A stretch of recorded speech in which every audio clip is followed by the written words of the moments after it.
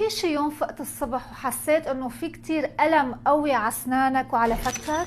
على الأغلب انت كل الليل كنت عم بتكز على اسنانك، يعني عندك صرير الأسنان أو علميا بروكسيزم.